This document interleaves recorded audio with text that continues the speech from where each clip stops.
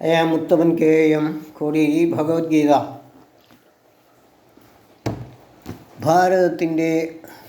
ഭാരതീയ സംസ്കാരത്തിൻ്റെ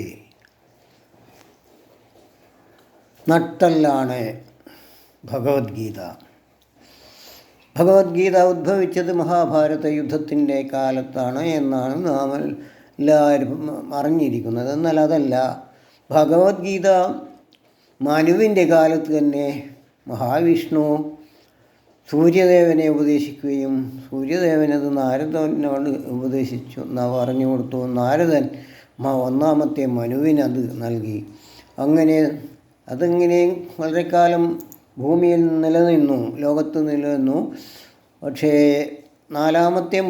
നാലാമത്തെയും അവസാനത്തെയും മനുവിൻ്റെ കാലത്ത് അത് ഭൂമിയിൽ നിന്നും അപ്രത്യക്ഷമായി. അത് രണ്ടാമതും മഹാഭാരത യുദ്ധത്തിൽ ഒരു രംഗം വരികയായിരുന്നു. ഭഗവാനെ അത് അർജുനനോട് ഉപദേശിക്കാൻ മുഖാമുഖം യുദ്ധം ചെയ്യാൻ തയ്യാറായി നിൽക്കുന്ന സൈന്യങ്ങളെയൊക്കെ സ്തംഭിപ്പിച്ച് അപ്പോഴാണ് പറഞ്ഞത്. അത് അങ്ങനെ. അപ്പോൾ ഈ മഹാഭാരതത്തിൻ്റെയും രാമായണത്തിൻ്റെയും എല്ലാം ഉദ്ഭവത്തിന് കാരണം സ്ത്രീകളോട് മനുഷ്യർ സുഖഭോഗത്തിന് വേണ്ടി ഏതക്രമവും ചെയ്യും എന്നും കാണിക്കുന്നതും അതിൻ്റെ പരിണത ഫലവുമാണ്. അതാണ് രാമായണത്തിലും സംഭവിച്ചത്.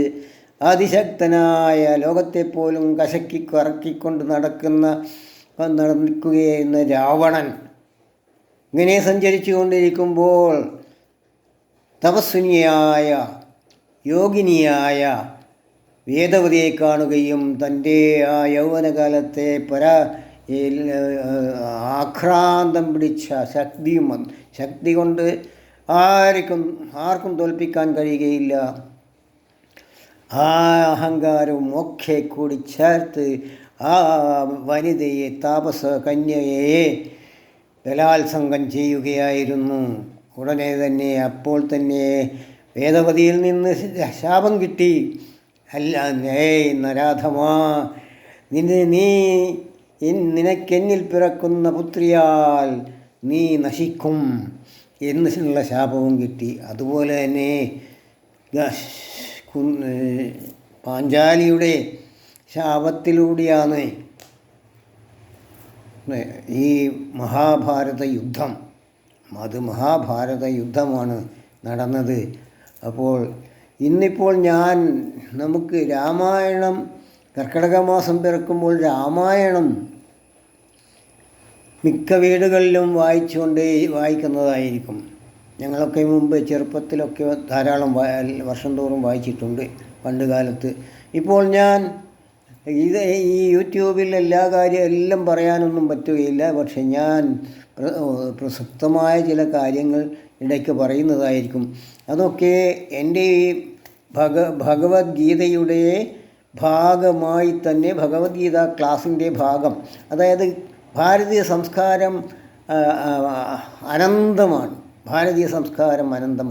കവികളൊക്കെ ആ സംസ്കാരം ഉൾക്കൊള്ളിക്കാതെ എഴുതുന്ന കവികൾ ആരും എഴുതുന്നില്ല. അപ്പോൾ അതൊക്കെ എടുത്ത് പറയേണ്ടത് തന്നെയാണ് സാധാരണ ജനങ്ങൾക്ക് പറയുന്നത്. അത് ഭഗവത്ഗീതയുടെ ഒരു ക്ലാസിൻ്റെ ശാഖയായിട്ട് കരുതേണ്ടതാണ്. ഞാനത് മാറുമ്പോൾ പ്രത്യേകം പറയുന്നതാണ്. അപ്പോൾ രാമായണത്തിൽ പ്രസക്തമായ 2 കാര്യങ്ങളാണ് ഞാൻ പറയാൻ പോകുന്നത്. ഒന്ന്,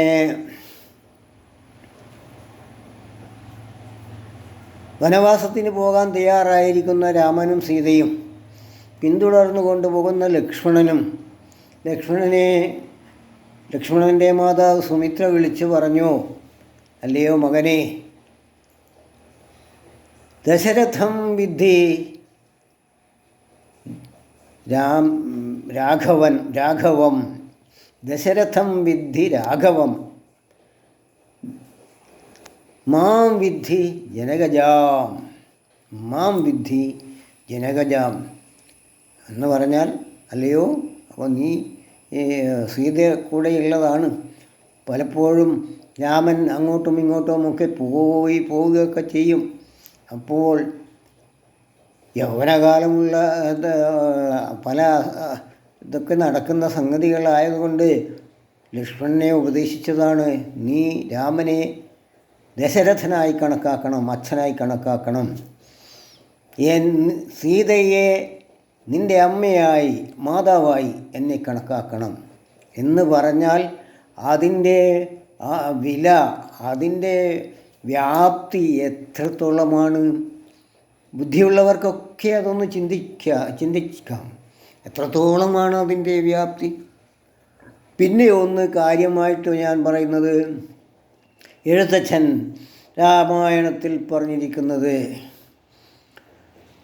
ഇതിനെയൊക്കെ സൂചിപ്പിച്ചുകൊണ്ട് തന്നെയാണ്. ഇത്തരം സുഖഭോഗത്തിന് വേണ്ടി മനുഷ്യർ ഭ്രാന്തനാവുകയും ഏതറ്റം വരെ പോവുകയും ചെയ്യുന്ന ആ കാര്യത്തെയൊക്കെ ഓർമ്മിപ്പിച്ചുകൊണ്ട് തന്നെയാണ്.